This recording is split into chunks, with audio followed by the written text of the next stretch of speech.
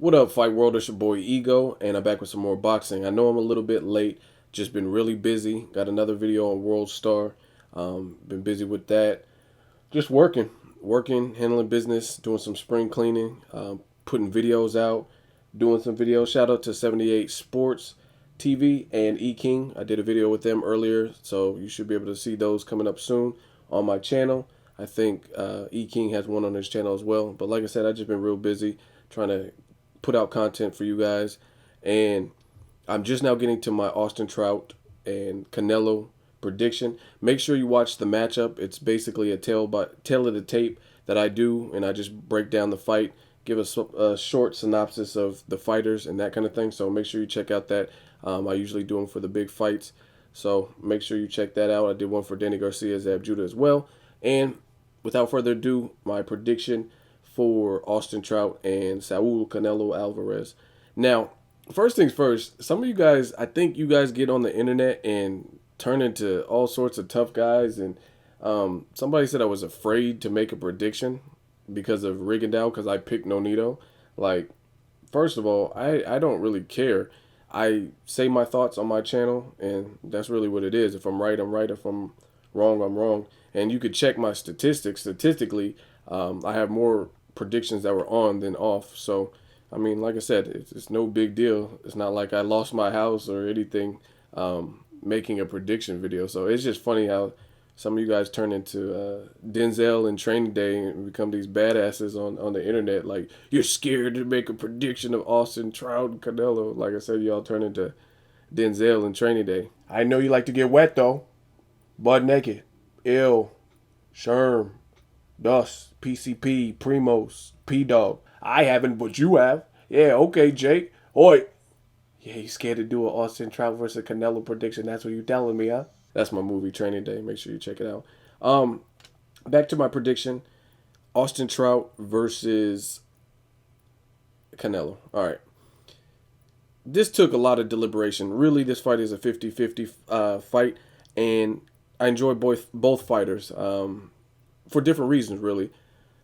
Canelo, he's a really exciting fighter. He seems young and strong, and he looks ambitious. He wants to fight people like Floyd Mayweather. I don't think he's earned that yet, but, I mean, nonetheless, he's still ambitious. And then you got Austin Trout, who's always played more or less the underdog and went in people's backyards to take whatever fights were available. They're both undefeated, and like I said, it's a 50-50 fight just because I've watched both fighters in their careers, and I've seen several fights from both fighters. However, this is probably the toughest test for each of them, and this is that bookmark in the book of their careers. This would be where you place a bookmark, and then make sure you want to remember that spot because to this point, I think this is the biggest fight of their respective careers.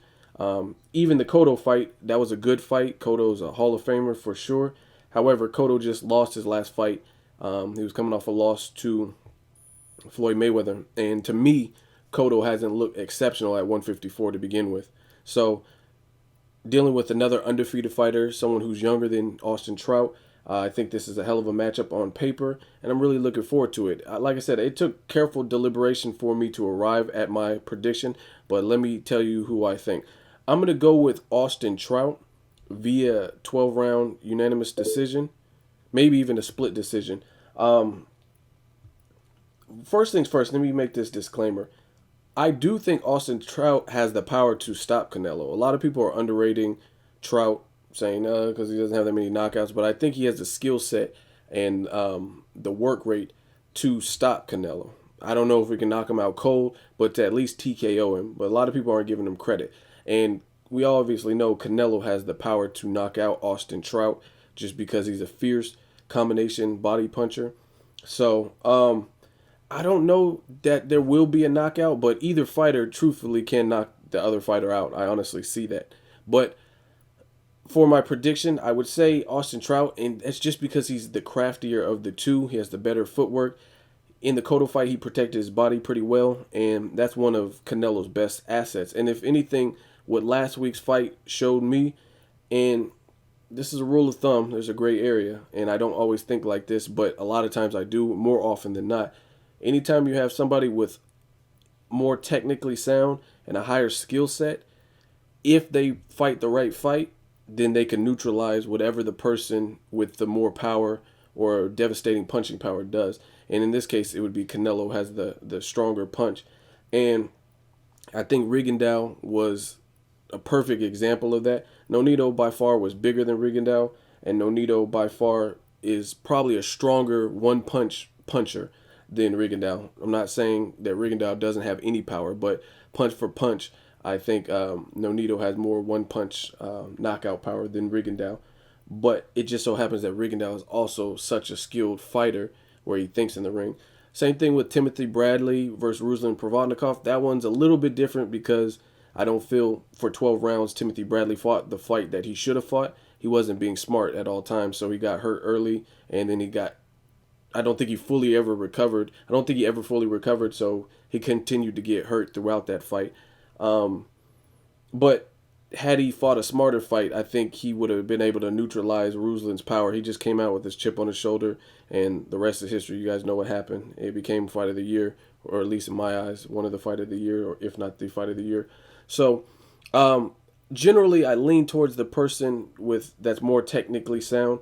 Not always, because a lot of people thought Prince Nassim would beat Barrera, and Barrera schooled him. So it really depends. There's some fights where I would have picked Pacquiao based on athleticism over his opponent, like Eric Morales. If you watch the second and third fight, he was so athletically strong. At that time, I think he had been through less wars than Eric Morales had been in. So I would pick athleticism in those second and third fights. So it really just varies. But in this particular fight, I'm going with Trout. I just think he's very stealthy. He's very crafty. He protects the body well. He's a little bit taller. He has a little bit more of a reach advantage. And again, anything can happen. I'm not shitting on Canelo. I'm not saying anything bad. This is just what I feel will happen through the course. I think Trout is more of a thinker. I think he has a higher work rate than Canelo. Canelo does damaging things in spurts. He fights similar to if you watch Manny Pacquiao versus Timothy Bradley in their fight. Pacquiao wasn't fighting full rounds. I don't know if you guys noticed that, but he was like, there's 3 minutes in a round in professional fights, 3 minutes per round. He wouldn't do anything. The time would elapse all the way down to like 1 minute and 45 seconds or 45 seconds. And then all of a sudden he would start flurrying and put his foot on the pedal and attempting to steal the round. And I don't work like that. I kind of go based off the overall round in its entirety. Some judges, they see whatever they see last, they remember it. But I've seen that so many times with Canelo where he kind of steals the rounds or he'll do something and it's not an entire round's worth of work. So I don't know if he has stamina issues and he's trying to preserve himself. I really don't know because ultimately I don't think Canelo's ever been tested based on his handlers, based on his team. They haven't put the right people in front of him to this point, to the point where if he went through 40 people, basically all the people he fought weren't legitimate. Like it's not, his record is, even though he's had 40 plus opponents, it's not that impressive to me because up until recently, he wasn't even getting any marquee names, even the Kermit Centrons. And like I said, with Kermit Centron, right before he fought Canelo, Kermit Centron lost 2 out of 3 of his previous fights. So obviously, Centron was kind of done. He wasn't in his prime. So I expected Canelo to run through him because he hadn't even looked good in his last 3 fights.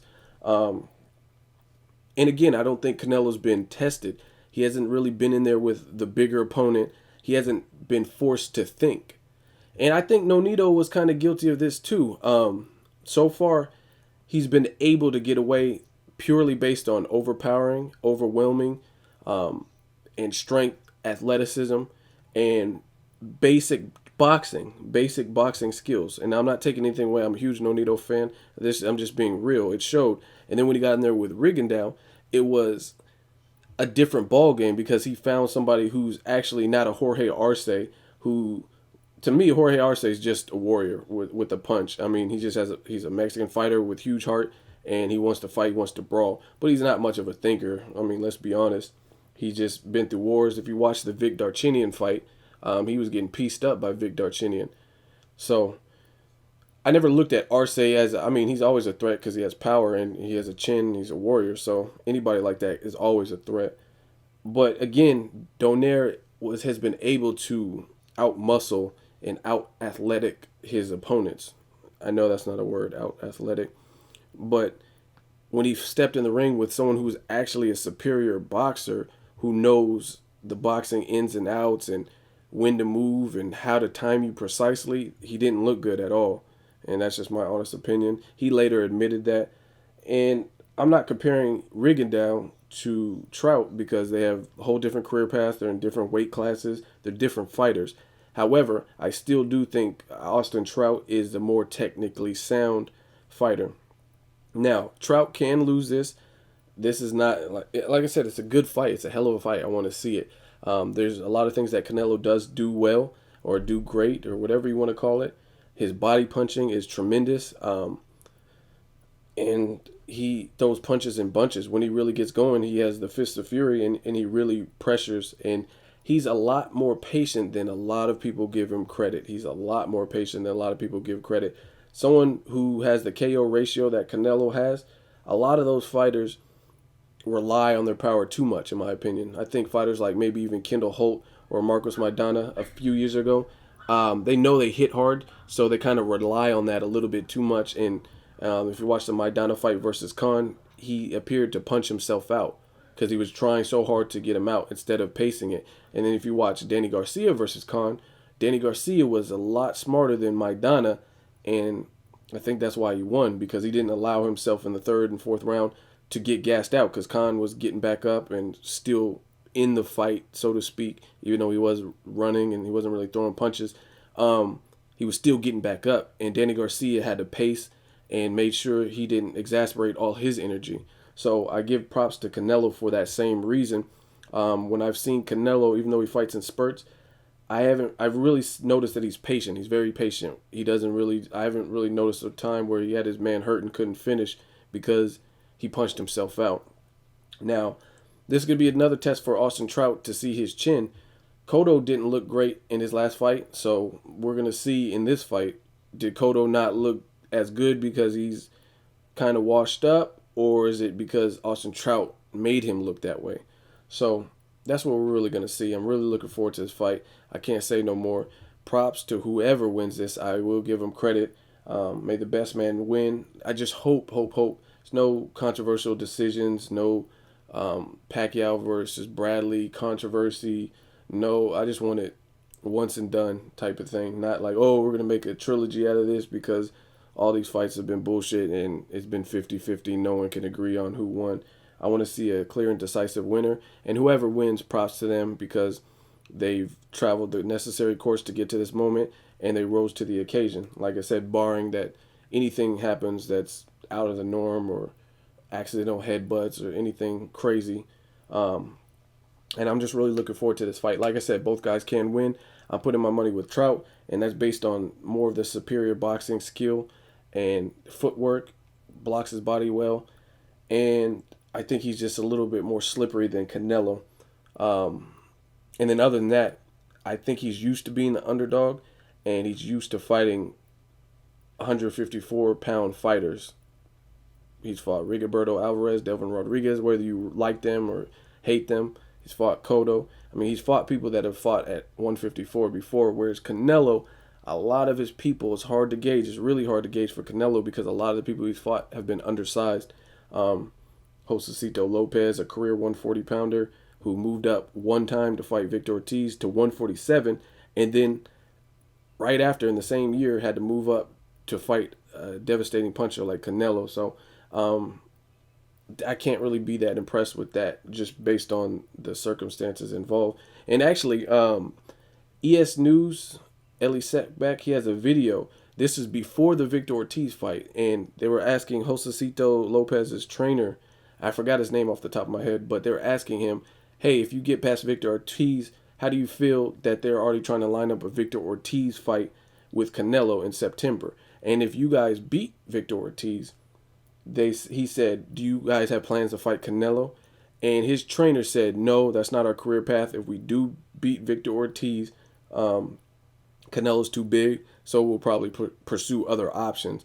But obviously, in the world of boxing, this is their livelihood. Josecito, they offered him something. It's probably his biggest payday. I'm pretty sure it was the biggest payday. So it was an offer he couldn't refuse, and he's game. He's a warrior, so he took the fight. But they knew to begin with that he was overmatched. He just took it for the payday and hoping for an upset, and that's really, I mean, the interview says that pretty much. They said it before he even beat Victor Ortiz. They said we don't have any plans to fight Canelo because he's too big, and that's why I can't really give Canelo 100% credit for beating people like Josecito Lopez.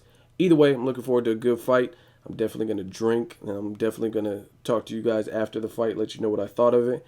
And that's really it. Let me know what you guys think. Leave your comments. Hate, comment, subscribe. Until next video, it's Ego signing off.